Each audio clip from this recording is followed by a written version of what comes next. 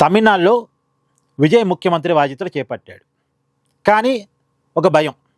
ఎందుకంటే సొంతంగా మెజార్టీ రాలేదు. మిత్రపక్షాల మీద ఆధారపడి ఉన్నాడు. ఆ మిత్రపక్షాలు కూడా ఏం పార్టీలు? డీఎంకే కూటమిలో ఉన్న పార్టీలు. కమ్యూనిస్టులు కావచ్చు, అంటే సిపిఎం, సిపిఐ, తర్వాత వీసీకే, వీళ్ళంతా కూడా డీఎంకే కూటమిలో ఉన్నటువంటి పార్టీలు.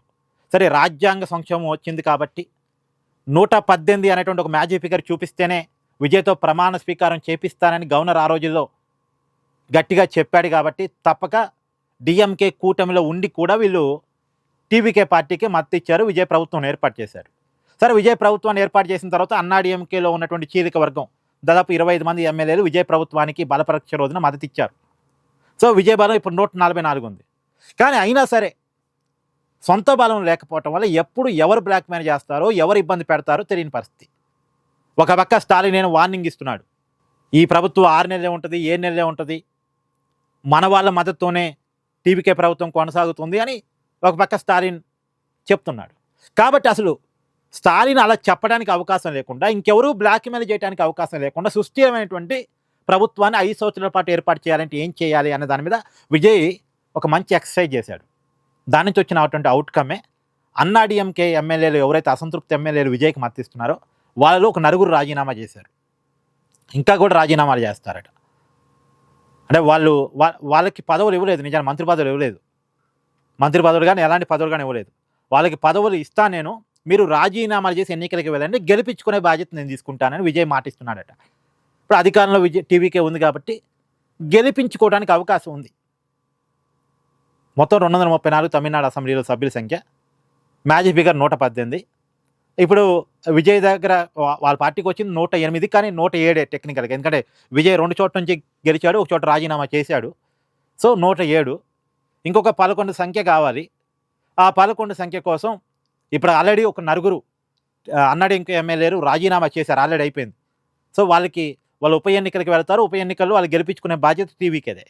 ప్లస్ విజయ్ రాజీనామా చేసిన స్థానం తిరుచి ఈస్ట్, అక్కడ కూడా మళ్ళీ టీవీకే పార్టీకి తిరిగి గెలవగలగాలి, గెలిచిద్ది అనేటువంటి నమ్మకం విజయ్కి ఉంది. అధికార పార్టీకి అడ్వాంటేజ్ ఉంటుంది ఉప ఎన్నికల్లో. పైగా ఇంకొక 10 మందిని కనుక రాజీనామా చేపిస్తే, ఒక 2-3 ఓడిపోయినా పర్లేదు, కానీ అంటే ఓడిపోయినా కానీ వాళ్ళకి ఏదో ఆఫర్ ప్రకటిస్తున్నాడు విజయ్. ఒకవేళ మీకు ఓడిపోయినా సరే మిమ్మల్ని నేను చూసుకుంటాను, అధికారం మన చేతిలోనే ఉంటుంది కాబట్టి మీరు రాజీనామాలు చేయండి, గెలిపించుకునే బాధ్యత నేను తీసుకుంటానని చెప్తున్నాడు. సో మొత్తానికి ఇంకొక 11 మందిని కనుక రాజీనామాలు చేపించి ఎన్నికలకు వెళ్ళి గెలిపించుకోగలిగితే అసలు ఎవరి మద్దతు అవసరం లేకుండానే టీవీకే ప్రభుత్వం ఈ 5 సంవత్సరాల పాటు కొనసాగిద్ది అనేటువంటిది. దానికైతే విజయ్ చాలా ప్లాంట్గా పోతున్నాడు. అసలు వేరే వాళ్ళ మద్దతే తనకు వద్దు, తాను సుస్థిరంగా ప్రభుత్వం ఏర్పాటు చేయాలి, ఎవరు బ్లాక్మెయిలింగ్లకి ఎవరు బెదిరింపులకి లొంగకుండా ప్రభుత్వాన్ని ఏర్పాటు చేయాలి అనేటువంటి ఆలోచనతో విజయ్ ముందుకెళ్తున్నాడు. అందుకని ఉప ఎన్నికలను ఫేస్ చేయడానికి సిద్ధపడ్డాడు. నిజానికి ఉప ఎన్నికలను ఫేస్ చేయడం అనేది కూడా పెద్ద టాస్కే.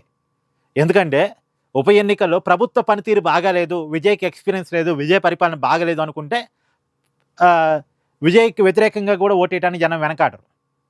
ఇప్పటికిప్పుడు ఆ పరిస్థితి ఉందని నేను అనుకోను, కానీ జనరల్గా చెప్తున్నా, ఒక రిస్కే, ఎంతో కొంత రిస్క్ చేయటమే ఉప ఎన్నికలను ఫేస్ చేయడం అంటే.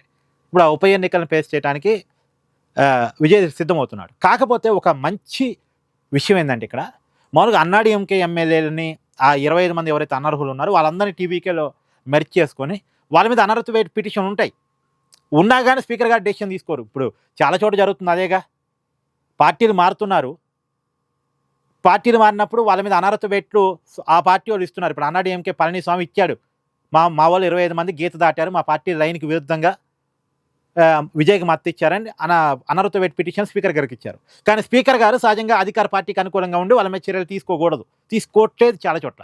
తెలంగాణలో అదే జరిగింది, గతంలో ఆంధ్రాలో అదే జరిగింది. పార్టీ మారినా సరే వాళ్ళ మీద చర్యలు తీసుకోవట్లేదు. అట్లా చర్యలు తీసుకోకుండా కాలయాపన చేస్తూ ఉప ఎన్నికలు అనేది లేకుండా వీళ్ళ మద్దతుతోటి ప్రభుత్వాన్ని కంటిన్యూ చేసుకోవచ్చు. కానీ అలా చేయట్లే. తన పార్టీలోకి ఎవరిని చేర్చుకోవాలన్నా సరే రాజీనామాలు చేసి ఎన్నికల్లో గెలిచే తర్వాత టీవీకేలో చేరాలనేటువంటి దానికి విజయ్ కట్టుబడి ఉన్నాడు. పైగా సొంత బలం మీదే ప్రభుత్వాన్ని ముందుకు తీసుకెళ్లాలనే దాని మీద కూడా కట్టుబడి ఉన్నాడు. ఇది ఒక మంచి పరిణామం. Thank you.